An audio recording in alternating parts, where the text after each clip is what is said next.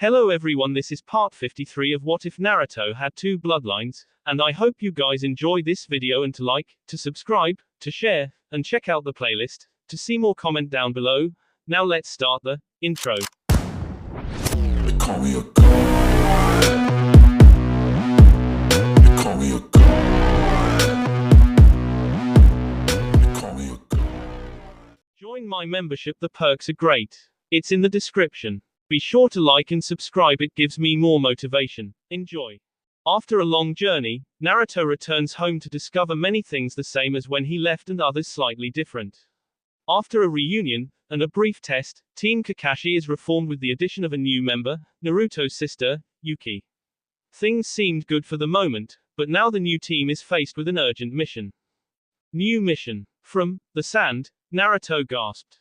The fifth nodded, and informed them, I've just received word that the Kazekage has been taken by the organization Akatsuki. Gaara's been, those guys again.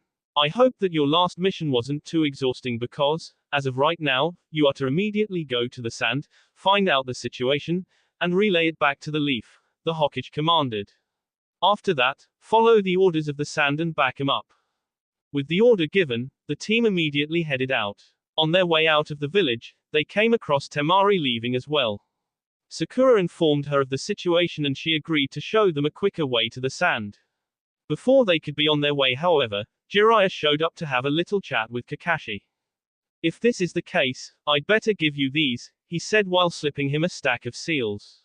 The two over there have gotten pretty strong over the years. They've also gotten better at controlling their power, but they both can be hot-headed at times. If either of them start to lose it, place these seals to their body. He then glanced at Naruto before continuing, if either one starts to lose themselves to the Kyuubi, the other will do the same if they're in the same vicinity. Yuki's had more experience and training with the Kyuubi's chakra, so, the one you need to be wary of is Naruto. When he loses control, he can be very devastating in a short amount of time. If he becomes enshrouded in chakra, don't let too many tails form. Are you two done yet? We have to get a move on before it's too late. Naruto anxiously shouted. Tsunade, Jiraiya, and Iruka wished them luck. They were soon out of sight and on their way to the sand village. Before long, Naruto began to pull away from the group. To keep him from getting too carried away, Kakashi called out to him. I can't stand it, Naruto responded. The reason why these guys are after people like me, Yuki, and Gaara, is because we have demons sealed inside us. Both Yuki and I have parts of the demon fox, Kyuubi, sealed within us. Temari and Sakura were surprised to hear this. Sakura had heard terrible things about the demon fox but didn't know that Naruto and his sister had this kind of burden to bear. She would get upset and throw a tantrum over something as simple as a bad hair day, but that was nothing compared to the problems these two must have had. The two of them must have had much more serious things to worry about. She remembered how Naruto was treated as if he had some sly disease when they were younger. For that reason, she automatically mistreated him even though she didn't really understand why. He and I are the same. The only difference is that he was much lonelier than I was for so long. He was targeted by Akatsuki like I was before, but even so, why is it always him? Why does he always have to have such a hard role that he has to face alone? This time for sure, I won't let him go through it alone. I'll make sure to save him. Even though she didn't say it, Temari was thankful to Naruto for the path he had set her little brother on. If it weren't for him, Gaara would still have his warped personality and be as dangerous as ever. You've gone through a lot, haven't you, Naruto?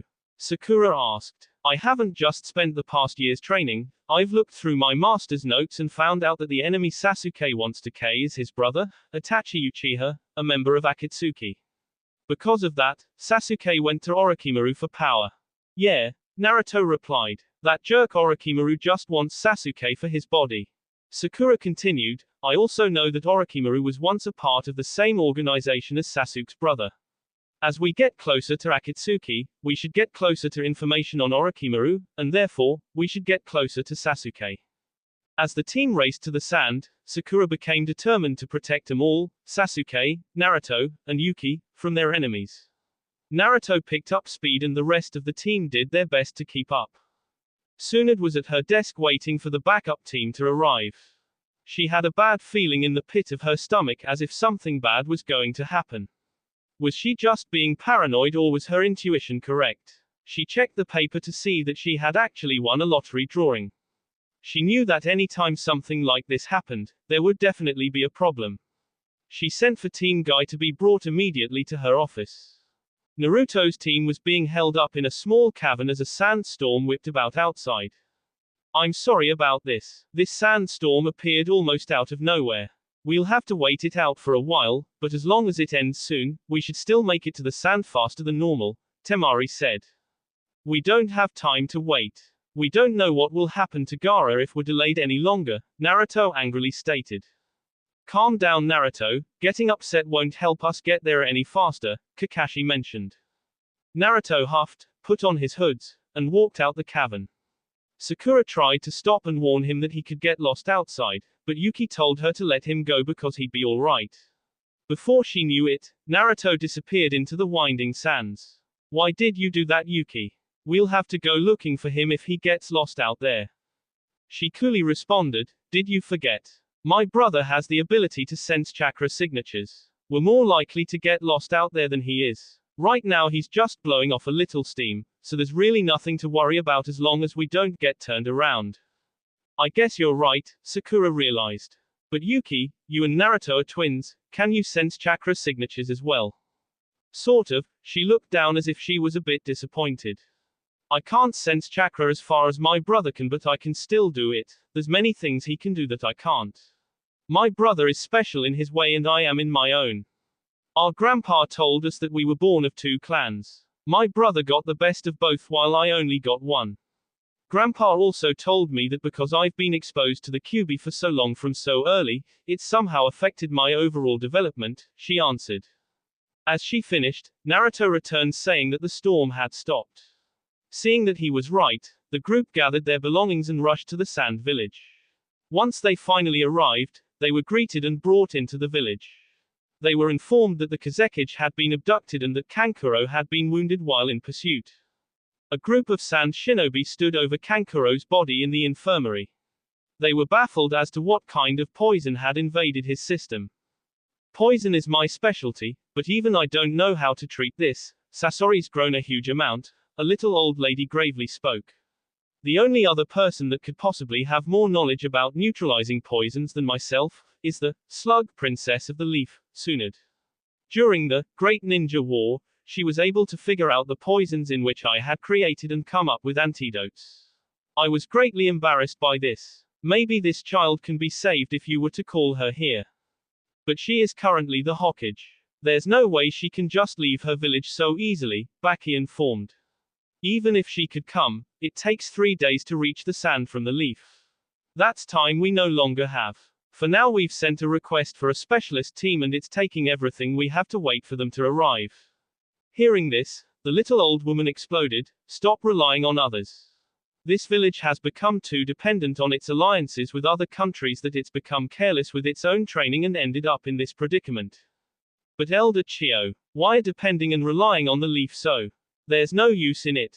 They are them, we are us. All they are going to do is send some useless underlings. Don't expect much from that annoying, slug woman. The Leaf Village. Tsunade unexpectedly sneezed as she was still waiting for Team Guy to arrive. She was becoming more irritable as the seconds slowly passed. Lady Tsunade, they've arrived, Shizune announced. Good. Bring 'em in. The Sand Village. The team and Temari rushed into the infirmary and, seeing Kankuro's laying frame. I'll examine him, Sakura volunteered. She was informed that Kankuro had been infected with a new poison a couple of days ago. So far they hadn't found any antidote. In the confusion, Chio noticed a familiar person entering as well. That's the Leaf's White Fang. Feeling threatened, she jumped into action. She attacked but was intercepted by Naruto. He blocked her punch and prepared to thrust his palm into her body. As he tried, she raised her knee and allowed herself to be forced back. What's with you, old lady? Why are you attacking Kakashi-sensei all of a sudden?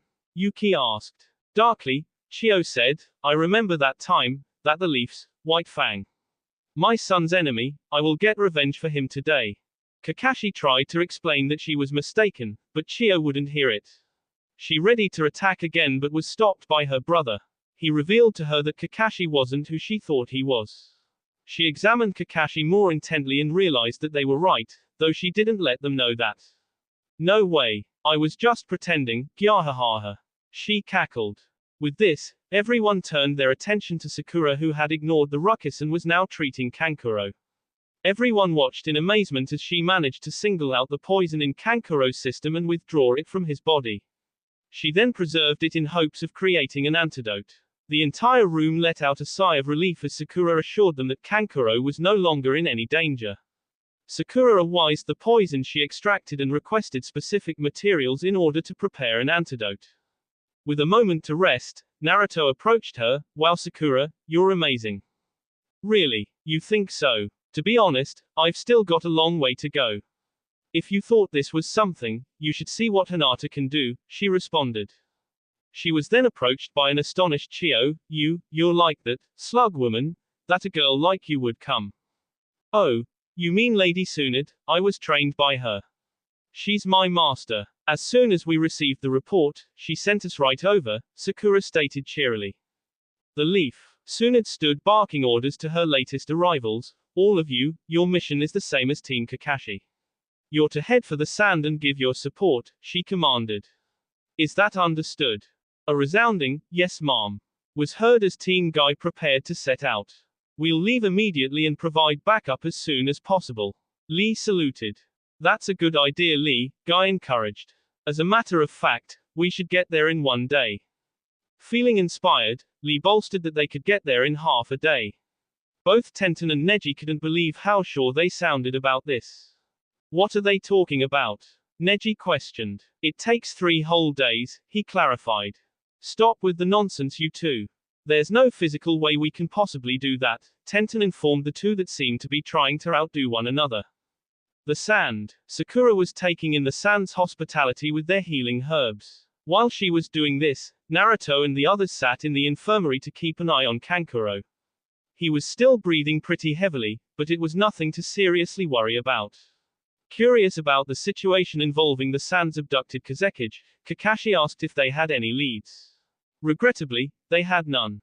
Hoping for something, Kakashi asked to see where Kankuro was found. You'd just be wasting your time, Kankuro weakly stated. There are 2 enemies, instead of trying to track them, you should follow Gaara's scent. That's more important. If for whatever reason they split up, I managed to snag a bit of one of their clothing in Crow's hand, he got out before nearly hacking up a lung. After momentarily pulling himself together, he went on to confirm that one of the Akatsuki was Sasori, Chio's grandson. To the best of his ability, he then informed Team Kakashi of his encounter with the Akatsuki that abducted his younger brother. Before they could leave, Kankuro grabbed Naruto's attention. Naruto, Uzumaki, please, save my brother, he weakly pleaded. With a smirk, he responded, leave it to me. I'll definitely rescue Gaara and then, once I become Hokage, I'll have an advance favor from the Kazekage. The team and Temari headed outside and just as they were about to leave, they were stopped by an eager Chio. She ordered Temari to stay to protect the country's border. Instead, she would be going in her place. Unsure of what to make of the little old lady's proposal and eagerness, they decided not to put up much of a fuss. With her in tow, Team Kakashi departed as quickly as possible. Though they were on their way, all they required was the location of the Akatsuki. With that taken care of by Kakashi's ninja hounds, the team made a straight beeline to the river country in hopes of arriving in time. At the same time, Team Guy was approached by Pakken so that he could lead them to the Akatsuki's hideout as well. With 2 teams of the Leaf coming for them, a plan of action was taken. Naruto, Yuki, can I ask you something? Sakura grabbed their attention. How long has Akatsuki been after you? After a brief moment of silence, Yuki spoke, I'm not sure, but Grandpa didn't waste any time training me to use the Kyuubi's power for myself. He said that it would be better to be safe than sorry. After a few years, he finally said that he had something to check on in the Leaf Village. At the time, I had no idea that he was talking about my brother. A couple of years ago, 2 of Akatsuki's members infiltrated the village in order to capture Naruto. They were thwarted and haven't begun moving until now. I still don't understand why they waited, Kakashi filled in. Perhaps they were waiting for the time when Jiraiya wasn't by their sides, hoping that they would be more vulnerable. Chio would be next to fill in chunks of information. Well, from what I've gathered, it requires a considerable amount of time to separate and seal a tailed beast. Not understanding Chio's terminology, Sakura asked what she meant. In return, Chio informed her that tailed beasts are mystical monsters made of chakra. Each one has a certain number of tails and so are referred to by the number of tails they possess. The one sealed inside Gaara, and the reason behind his abduction, is the one tail. There are 9 in total. Because of their fierce power, they were greatly sought after during the Great Ninja War. Every hidden village wanted to get their hands on at least one. However, no one can control the great power they possessed. The best way, if even that, is with a human S, or host. Once again Sakura asked for an explanation. Chio went on to say, a human S is something that is used to host the beast's power within themselves. This may be the most effective way to control the beast's incredible power to date, but it isn't perfect. There are some cases in which the S becomes greatly influenced by the beast and becomes destructive. For this reason, many SS are feared and are forced to lead miserable, lonely lives. I wish you'd stop referring to us that way, Naruto groaned. Chio had no idea what she had said to upset him. Naruto clarified, stop referring to us as SS, I can't stand it. Yeah, Yuki agreed. We didn't ask to be given this power connected to some vicious beast. We were just unfortunate to receive such a burden. We're people like everyone else, not tools or weapons, so we shouldn't be treated any differently. It's because of things like this that Gaara became a psycho. The whole tools of war crap gets old, so let it go, Naruto stressed. Hearing this from Naruto's mouth made Chio think of how she lived her life. After all the years she had lived, she thought she knew a thing or two, but from the mouths of babes. Both teams were making haste, but a couple of anomalies slowed their progress. Before Team Guy appeared Kisame, while before Team Kakashi. Itachi. Naruto growled. Sakura was stunned. After all the talk, here before them stood none other than the Itachi Uchiha. Sakura silently growled to herself as she didn't know what to do with herself. After all of the things she had heard about him, she knew that she couldn't just charge him. That would be foolish. You bastard. Not just US, but GAARA too. Naruto yelled. Itachi nonchalantly greeted those before him. It's been a while, Kakashi, Naruto, Yuki. Hearing him call her out, Yuki shuffled back out of slight fear. The last time she saw this guy, he intimidated her and beat the hell out of his own little brother. So what do we do? Sakura asked. There's no way we'll just be able to get around him, so we'll have to defeat him here, Kakashi stated. That's a risky move, Chio scoffed. But I guess there's no other way. When it comes to a Sharingan user, the best method is to simply run away, but since that isn't an option, it's better to use numbers to our advantage. That way, if one person is caught in genjutsu, the others can either take the opportunity to defeat the user or disable the genjutsu by applying chakra to the victim, she explained. The best thing I can come up with is to avoid looking him directly in the eyes. Try to judge his movements from his body and feet, Kakashi added. Sakura tried to quickly apply this method but found it difficult. Hearing all this made her unsure of the outcome of this battle. One that didn't seem affected by this information, however. Are you forgetting about something, Kakashi-sensei? Naruto stepped up. With my ability, I don't even need to look at this guy to fight him, he mentioned before glancing back at his hesitant sister. Don't worry I won't let this creep hurt you. I'll handle this, I've been itching to tear this guy apart. Sorry Naruto, but you'll have to take the backseat for this one, Kakashi abruptly interrupted. You're not the only one with a score to settle with this guy. I should take the lead on this one, for payback when he put that genjutsu on me. It affected me before I knew what happened. That's Kakashi for you, after being affected by my Tsukuyomi just once, you seem to have grasped a bit of understanding, Itachi stated. That's not all, Kakashi retorted. After you used that jutsu, you grew weary and left the fight. Besides the fact that it requires a great deal of chakra, it also presents a great risk to your eyes as well, he concluded. While lifting his headband, he asked, just how far has your eyesight deteriorated, Itachi? Upon hearing this and seeing Kakashi's Sharingan, Itachi looked awestruck. He averted his gaze and wouldn't say a word. He finally reacted with, "Impossible, Kakashi, how did you?" Kakashi answered, "Last time I was unprepared, but this time, things won't go your way." "You seem pretty sure of yourself, Kakashi-sensei, what have you got up your sleeves?" Naruto inquired. "I'll take him on," Kakashi declared. "But sensei, wouldn't it be better if we used teamwork?" Sakura asked. At this, Yuki made her thoughts clear. "You're saying that because you really want to take a shot at this guy, right? If you had actually seen what he was capable of, I'm sure you'd be as hesitant as me." Sakura didn't want to admit it, but Yuki was right. She just wanted a chance to take out her frustrations on the guy that's been making her teammates' lives hell. "I wish that I could tell you to go on ahead and that I'll handle this alone, but, even with me as his opponent, I won't be able to handle him by myself," Kakashi told them. Itachi slowly raised his hand and said, "We'll have you come with us, Naruto," while pointing at him. Naruto could feel a sensation as Kakashi rushed at Itachi. He watched as his sensei's attack was blocked with a second Itachi appearing out of the blue and coming right for him. Something was off about this. He was starting to get a headache. Before him was an enemy targeting him, but his senses told him different. His headache intensified and he winced in pain. When he opened his eyes, his entire team was defeated. Looking at them scattered and laid over the battlefield tipped him off. This must be a genjutsu, just a second ago they were standing and now, he judged.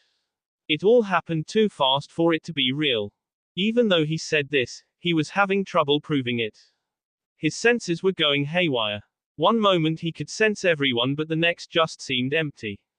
That is, until he found himself surrounded by Itachis. Distraught, Naruto recalled his training. He remembered the way Jiraiya instructed him to disable a genjutsu and applied it. The Itachis slowly disappeared one by one as Naruto stopped his chakra flow and his tail changed to a shorter, monkey-like form. Naruto opened his eyes to see an empty field, no comrades, no enemy. The flutter of birds caught his attention. As the pain continued, Naruto knew that he hadn't dispelled the illusion. He watched as the crows gathered and began to take the form of Itachi. Damn it. Even though I didn't look him in the eyes. These eyes aren't the only means I possess to cast genjutsu, even a finger is enough, Itachi pointed out. Naruto began to feel worse as his senses raged. Itachi went on to say, "Don't worry, I won't use the Mangekyo Sharingan, or rather, I can't at the moment," he hinted. Crows began to circle him. They transformed into shuriken and sped through Naruto's skin. He shook off this stinging pain and tried to focus. If he couldn't see through the illusion, he would have to see beyond it. As more shuriken pelted him, Naruto ignored it all. He remained focused and concentrated on Itachi's chakra signature. He pinpointed it and with a Rasengan in hand, launched his counterstrike. He ignored the illusion Itachi's warning and thrusted his Rasengan in a specific place. He felt the signature slipping away. He wasn't sure if he had gotten him or not, but things were made clear rather quickly. Naruto's skin began peeling. His entire right side turned into the monstrous Sasuke he had fought at the Valley of the End. His right hand grabbed his en and began choking the life out of him as Sasuke began cursing him. Others began sprouting all over his body blaming him for being such a failure as well. While Naruto was in his dilemma, Yuki felt that something strange was happening. She looked to her brother and could feel that his chakra was behaving oddly. She knew something was wrong as Naruto looked to be in pain while standing still. The fact that he stopped his own chakra flow and reverted was the final nail in the coffin. I think there's something wrong with my brother. He's acting strangely, she reported. Sakura and Chio took notice and watched as Naruto's form changed. After a brief moment, he returned to normal but he still wasn't acting it. Out of the blue, he formed a Rasengan and charged for Itachi. The only problem with this however, is that he nearly went through Kakashi to get to him. Both he and Itachi evaded Naruto's attack. They thought he had returned to reality but word from Yuki, and the fact that he was now choking himself, proved otherwise. Sakura, Chio, and Yuki immediately rushed over to him and forced their chakra into his system. Naruto snapped back and was relieved to see that it wasn't nowhere near as bad as the illusion. "Are you alright, Naruto?" Kakashi asked. Naruto nodded as he refocused on the enemy. Naruto was astounded at just how fearsome Itachi was. Even after all he had been through, Itachi still had a way to take the advantage from him. Naruto bore his teeth and resolved to defeat him for sure this time. He reached into his pocket and pulled out a scroll. Before he could use it, however, Itachi swiftly performed seals and released a giant fireball that cleared a path to the group. They all jumped out of the way. Both Itachi and Naruto noticed that Kakashi had disappeared in the confusion. As soon as Itachi noticed the hole in the ground, Kakashi sprang from the earth attempting a jaw-breaking uppercut. Itachi leaned back and avoided just that as he grabbed Kakashi's arm and threw a punch of his own. Kakashi weaved it, but Itachi grabbed the back of his head and pulled him in close. The two locked eyes and, "Indeed you are scared, Kakashi, you concealed yourself and I didn't notice until it was too late," Itachi stated as Naruto and Yuki attacked. Kakashi poked his head from the hole he created, clarifying that the other was a shadow clone. He did it just in time to see Naruto and Yuki collaborating to strike Itachi with a very large Rasengan.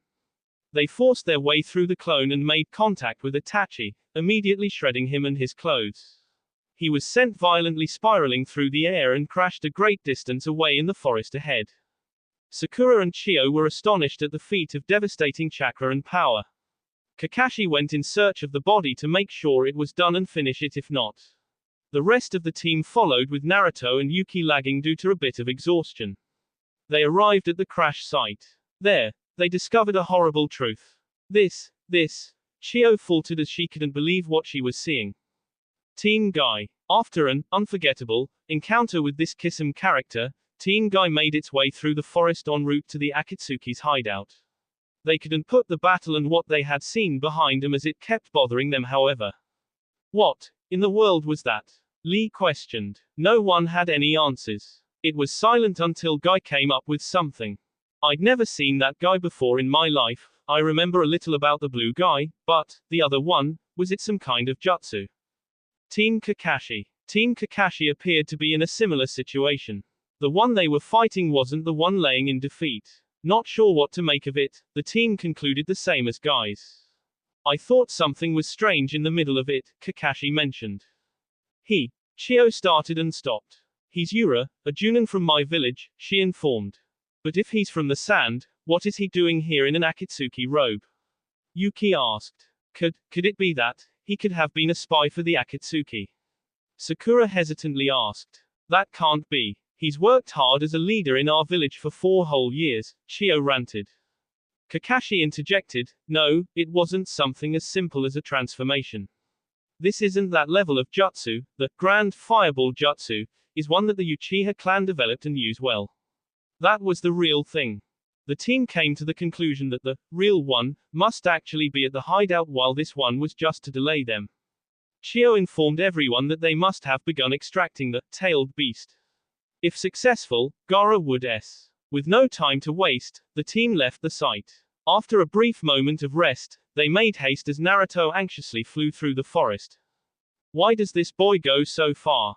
Chio inquired. Kakashi answered, to Naruto, he's not doing this for the relationship of our villages, since he, like Gaara, is the host of a beast. Naruto understands him better than anyone. They both may. Because they've had similar pasts in being hosts, he won't let himself let Gaara go. To him, Gaara is someone who understands the same pain as him. He then went on to say, it's been Naruto's dream to become Hokage. When he heard Gaara had become Kazekage, he seemed fairly disappointed in himself, but on the other hand, Naruto was also congratulatory and gave him his blessing, from the depths of his heart. Naruto has a mysterious power, even without saying much, he can befriend anyone. Team Guy arrived at the destination. Right away, Neji used his Byakugan to search for a way inside the closed-off hideout. Guy tried to bust their way in but was stopped by a barrier. With this halting their rescue, Guy figured that they would have to disable it. That's a 5-seal barrier, Kakashi informed as they arrived on the scene. There were mostly smiles all around as the two teams greeted one another. With that out of the way, a plan was formulated to successfully eliminate this barrier. Neji used his Byakugan again and found the other 4 tokens used to create it. He reported their location and his team was to see to their removal. They left and, with Neji's direction, quickly found what they were looking for. On command, they all, including Kakashi, removed the tokens. With the barrier removed, Kakashi had Sakura destroy the giant boulder that blocked the opening of the hideout. She set the rock into large pieces and her team entered the cave. Team Guy had the thought of joining them, but with a new problem rising from the earth, they had no say in the matter. With them once again detained, Team Kakashi was on their own. They entered the cave ready for a fight. They expected a cave full of enemies ready to pounce on them. What they didn't expect was that it would just be 2 enemies. So which one of you is the host we're after? The blonde guy sitting on Gaara pried. Hearing this and seeing how Gaara was being mistreated angered Naruto. What really set him off was what he knew to be true but didn't want to believe. His rage grew as did his whiskers. With one outburst of fury, the Akatsuki's question was answered. You bastards. I'll S you all apart. Get off of him. And just why should I do that? This guy's corpse makes for a good cushion, the blonde snidely remarked. Corpse? Sakura and Yuki said in disbelief. Enough was enough as Naruto exploded. I said, get off you bastard. Naruto zoomed at the 2 Akatsuki. Kakashi wanted to stop him but was too slow.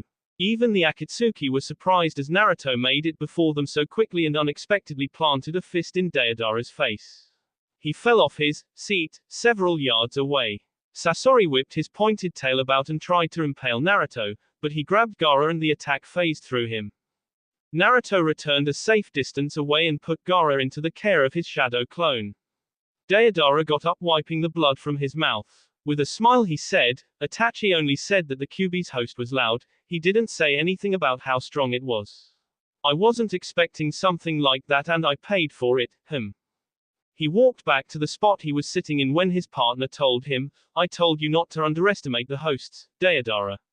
If you keep it up, you'll Master, this'll probably make you mad, but I'll handle that host, Sasori angrily stated, the assignment is 1 person per beast, you've already caught yours, don't push it. The 2 then began arguing amongst themselves about the beauty of art and what it really was. Presented with an opportunity that may never appear again, Yuki took it. She pulled a bunch of shuriken and kunai and launched them. Not missing a beat, Sasori whipped his tail and deflected the attack. Indeed, he handles his puppets as well as he did long ago, Chio thought to herself. Suddenly, Sasori turned on his partner. Avoiding being run through, Deidara retreated to his clay bird. Both were pissed that the other wanted to capture Naruto. Deidara figured, that host seemed particularly determined to get that other one back. Fine master, do your little puppet show, but don't expect any help from me. Instead, I think I'll just watch from up here. Sasori didn't object and neither did the Leaf and Chio since they decided to flee while they could. The only problem with this was that Naruto was itching to take these 2 out now. Kakashi tried to talk some sense into him but Naruto just objected with, if we don't stop these 2 here, then this'll just happen to others. As it is now, we have more people. This is our chance. Kakashi hated to admit it but Naruto had a point. If Deidara meant what he said, they would have a 5-on-1 advantage. They could defeat one and take care of the other afterwards. On the other hand, for them to be confident enough to fight against those odds could spell trouble for his team. He was on the fence of what to do. He would have to make a decision quickly though as Naruto had already made his. Predicting Naruto's volatile personality, Chio volunteered to take the lead against Sasori. She asked for everyone else to leave it to her and be her backup. After a single glare from Sasori, Sakura couldn't let the woman face such a dangerous opponent alone. She volunteered to help out in the fight any way she could. Seeing how serious she was, she allowed it. Chio launched a string of kunai that sped through his robe and revealed more of his body. He taunted them by saying, if you plan on opposing me, Chio, then I'll just have you and that kid join my collection. I'll start by dragging out your entrails. Then I'll S your skin off and clean all the blood. Once I treat it so it doesn't decay, I'll stock it with the rest of my collection. Sakura was speechless after seeing what was hidden under the robe and hearing the things he'd said. Naruto could tell that the pressure was starting to get to her. He was about to step in for her but Chio wouldn't stand for it. You wanted to fight, so fight. Don't back down now. If you're nervous about how you'll fare, then I'll give you a bit of information that could be of some help. That isn't Sasori's real body. It's a puppet, she said trying to incite Sakura to fight against the odds. Intimidating, Sasori spoke up again, Like the old hag said, this is but one of the many boss at my disposal. I also want you to fight because whether you do or not, I plan to increase my puppet collection beyond 300 with all of you. That is my art. Yuki stepped up and said, don't worry big sis, I'll even help out. We'll beat this guy together. Sakura smiled and said, that's good to hear, Yuki. It's much appreciated. Now the only thing I'm worried about is that, since he's a puppeteer, where is he hiding his real body? His real body is on the inside, Chio proudly answered. Puppeteers are weak in combat because they're left open to attacks while controlling their puppets. The puppet he is using is one to bypass such a weakness. The puppet becomes like armor and a weapon all at once. I know it well because it's always been Sasori's favorite. It's true that there is a chakra signature inside, but there's something odd about it, Yuki commented. As long as he's hiding himself in that puppet, Hiroko, we'll have bigger things to worry about like the unpredictable trap mechanisms that can launch attacks out of nowhere, Chio announced. You said that you knew that puppet, so you probably know its traps well. That gives us the advantage in this situation. That's quite a relief, Sakura sighed. That was the case before when I thought that I could handle him myself, but this Hiroko is different from the one I knew long ago, she revealed. That shell on its back wasn't there before. With it, its defensive capabilities must have been strengthened. Also there's that left hand. Along with all these new changes, my knowledge of it may be of no use. What should we do? The two young girls asked. Chio answered, first things first, we have to take out Hiroko. Once we destroy it, we'll go from there. Since I don't have the strength to do it, I'll be depending on the two of you, especially you, Sakura, and the superhuman strength you got from Tsunade. With faith placed in her, Sakura's fighting spirit was rekindled. As Chio explained the plan to eliminate Hiroko, Sakura prepared by securing her gloves and Yuki, her gauntlets in like. Once the battle plan had been established, the three kunoichi were ready to fight. So you're finally ready. It's about time. As you probably know already, I don't like to be kept waiting, Sasori warned. Relax, we'll kill you shortly, Chio retorted. Sasori sped the cloth from around Hiroko's mouth as poisonous darts flew from it. The three kunoichi rushed into the barrage and gracefully dodged every one. While they were preoccupied with this, Hiroko's club-like left hand was fired in the direction and exploded in an array of projectiles. Unlike the first, this proved to be a bit more difficult to evade, but even the brats? Sasori inquired. Both Sakura and Yuki charged from different sides. The first to reach him, he swung his tail but Yuki slid under it. Continuing with the momentum, he went for Sakura. She stopped in place as did his tail. At this point he realized what was happening. So that's it, you old hag. Still sliding, claws protruded from Yuki's gauntlets as she cut Hiroko's remaining arm. It crashed to the ground and, with word from Chio, from the air, Sakura dropped the hammer. She barbarically slammed the side of her axe onto the puppet and flattened it with pieces exploding into the air. Before it was demolished, a cloaked figure escaped from within. Once he stopped, Sasori spoke, of course, that's my grandmother for you, no wonder the brats were able to avoid my traps, I expected it from you, but then, you read my attacks and using chakra threads from the puppet jutsu, you were able to guide the girls. You even managed to place your threads on Hiroko's tail as a precaution. I hadn't noticed until you stopped me from killing that girl. You must have attached them to kunai and had them switch over when they hit. Chio congratulated him on working it out. She wasn't surprised about this, but she was surprised once Sasori revealed himself.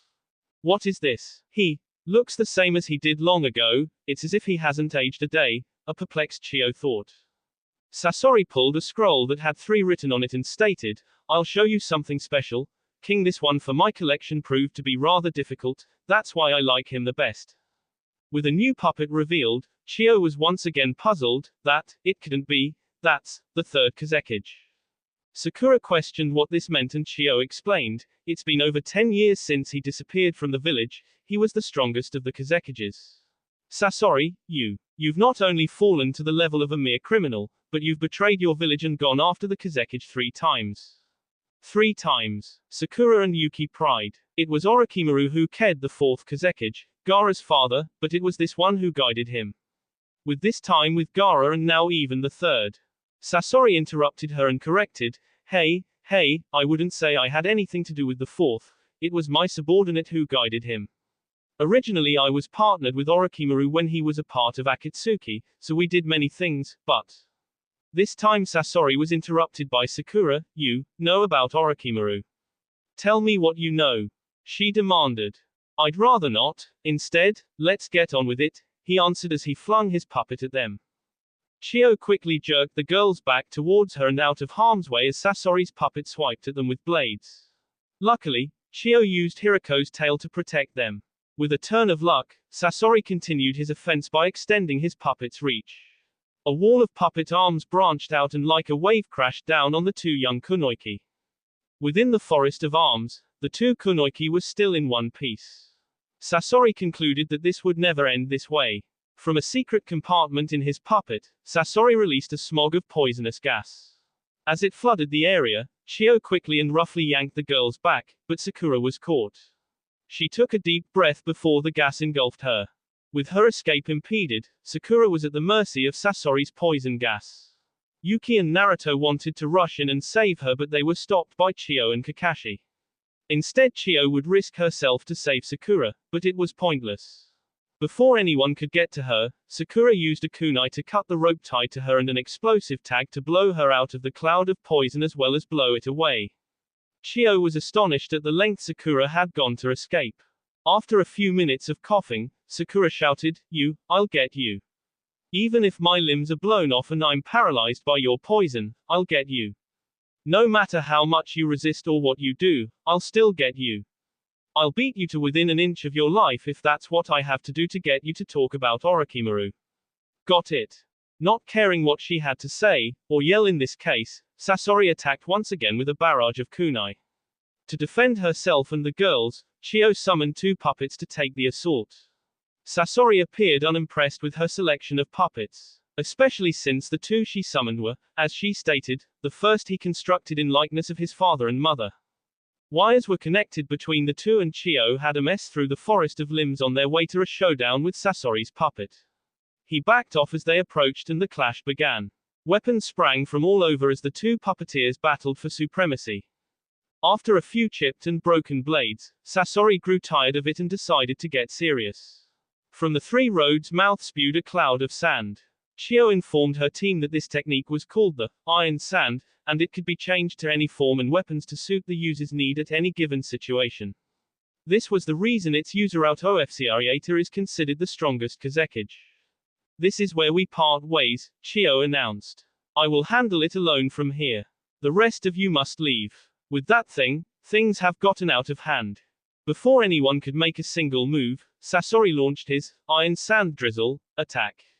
Like bullets raining from the sky, sand scoured the cavern. Kakashi and the Naruto with Gaara climbed the wall while the girls were snatched up by Chio's mother puppet. To protect herself, she used the father puppet to create a chakra shield. Though a good idea, this was a mistake. The sand managed to get into the puppet's joints and make its movements more difficult. I've worked the iron sand through all of that puppet's body. As long as I have the three roads magnetic force, it's useless, he proclaimed. Now I'll aim for all of you at the same time. And to be sure I've ked you, I'll make it into something really lethal. As he collected the iron sand, Naruto started to become anxious. His itch for action was starting to get to him. If things were really as hopeless as Sasori portrayed, then maybe Naruto could change that. With just one puppet, there's no way you can all be saved. Sasori exclaimed, sure of victory. The iron sand took the shape of needles and rained down on everyone, except Deidara, who was watching from up high. Naruto and Kakashi climbed even higher but had to watch as the attack rained onto the battlefield and kicked up a cloud of dirt and dust. Once it cleared, it was revealed that Sakura had covered Yuki but Chio's puppet protected them. This would mean that Chio wasn't. Sasori's expectations of a new corpse was severely dismissed. You alive, old woman? Yuki happily teased. Your own arm, you rigged your own body, Sasori clarified. We puppeteers definitely think along the same lines. Chio had deployed a chakra shield of her own. Her right arm retracted back to its original composition. Like her puppets before her, she began to have difficulty with her body as well. Your puppets are useless. What now? Sasori boasted. The shape of the sand was manipulated into that of wings and two other shapes. Things really did seem hopeless. If they were to fight, they could be crushed, but if they didn't, what could be done to stop it from happening anyway? The only thing to do was to fight. Sakura knew this as she stepped forward. Along with her, Yuki did the same. I'm only one-armed now, so I'll have trouble supporting even one of you. It won't be the same as before, Chio informed.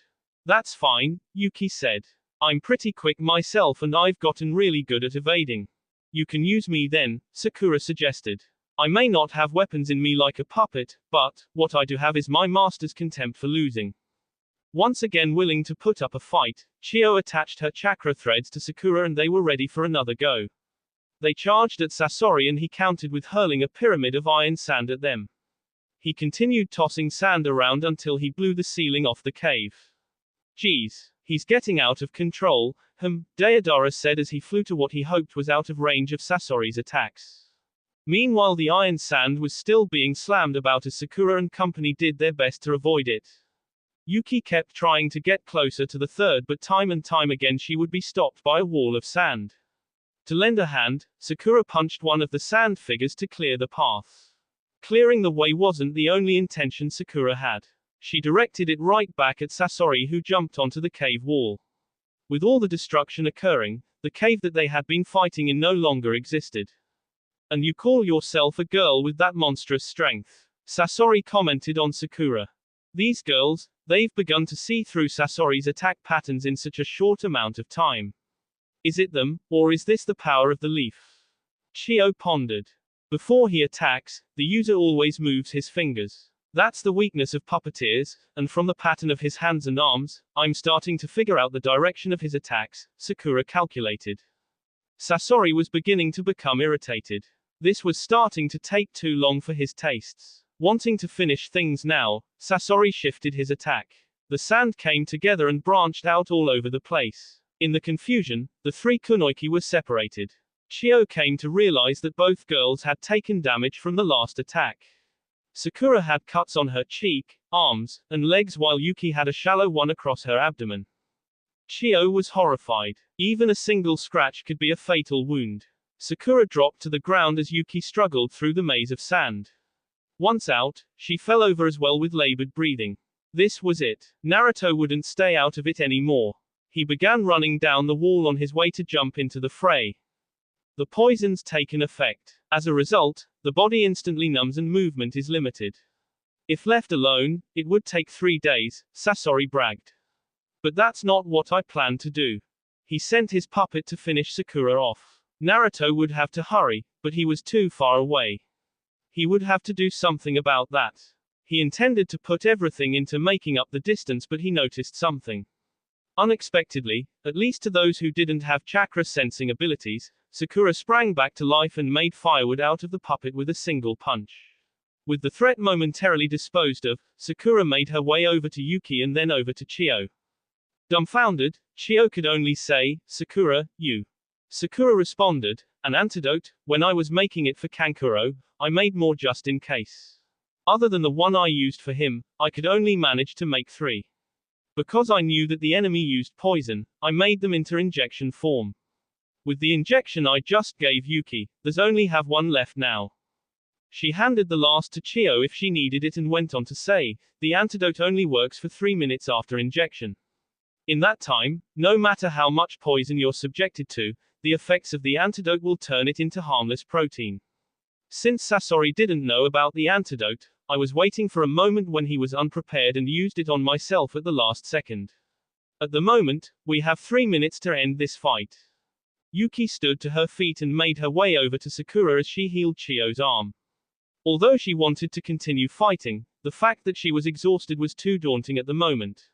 Seeing how she wanted to go on fighting, Yuki's admiration for Sakura grew even more. Chio slipped the antidote into her pouch and told Sakura to rest for the moment. With her partner at her limit, Yuki would have to step up to the plate. Seeing him still mobile, Sasori speculated how this could be. He was shocked to figure that an antidote must have been developed. Watching Sakura, the medical ninja, healing everyone's wounds right in front of him, Sasori concluded that somehow she must have come up with the unprecedented antidote that defeated his poison. Sasori removed his robe to reveal what was underneath. From his stomach, a long cable coiled to the ground, and on his back were a pair of bladed extremities. In a serious tone and a ghastly expression, he said, "It's been a while since I've had to use myself." Flamethrowers popped from his palms and he began slinging fire about. The girls took cover behind rocks and debris as Sasori tried to cook them. The antidote's immunity effect was winding down. If they didn't take advantage of it soon, they would be on the run for the rest of the fight. Sasori's cable shot through the debris and sped into Sakura's side. As she winced in pain, Sasori made a move for Chio. Sakura tried to protect her but wouldn't make it in time. Yuki filled in for her however as she stood out front, claws at the ready, to protect Chio. "I'll S through you and then the old hag as well," Sasori yelled. A hair away, Sasori found himself going in another direction. Using her superhuman strength, Sakura yanked him her way in one go. She landed a punch that shattered Sasori's body into parts and pieces that scattered everywhere. "What is Master doing down there? He's having trouble with an old hag and two little girls," Deidara thought while surveying the fight from above. Chio was surprised at what Sakura had accomplished. She was horrified, on the other hand, as the pain became too much for her and she fell to her knees. To add to the problem, Sasori's body reassembled itself. He went to finish the injured Sakura but he was too slow. In the nick of time, Naruto grabbed her and brought her to safety. He decided that he was definitely going to get involved now, but "I have one more thing up my sleeve," Chio stated. "I never thought I'd use it again, but it seems that wasn't to be." "Come on, Granny, you've done enough. Leave the rest to me," Naruto groaned. "Don't worry, I'll put an end to this here," Chio assured. Naruto raised an eyebrow with how confident she sounded while saying this after the trouble she had had so far. She pulled a scroll and from it summoned 10 puppets with distinctive white robes and symbols. Sasori was impressed since the number of puppets a puppeteer could command was a measure of their strength. He was impressed, but "That is a considerable amount of puppets, but," he said as he pulled a scroll from his back and opened a compartment in his chest. From it exuded multiple threads of chakra that connected to a massive group of black-clothed puppets. "I'll show you the power of my last trick, secret red technique, 100 manipulation." With the time limit of the antidote up, Chio suggested that Sakura and Yuki stay back. The two declined. No matter what happened, they weren't out of this fight just yet. Also wanting to fight, Naruto was reluctant to leave things to Chio. "Alright, I guess I'll give you this chance, but if you don't finish things here, I'll finally get involved," Naruto mumbled. Sasori's puppets began their assault and, with her own small army, Chio countered. They clashed and pieces broke and scattered everywhere. The battle dragged out until Sasori's forces had dwindled. To make up for it, and more, Sasori summoned even more puppets. A glancing blow to Chio was the last straw. Now Naruto and even Kakashi would step in and add their support. Kakashi readied a kunai while Sakura had her axe and Yuki her clawed gauntlets.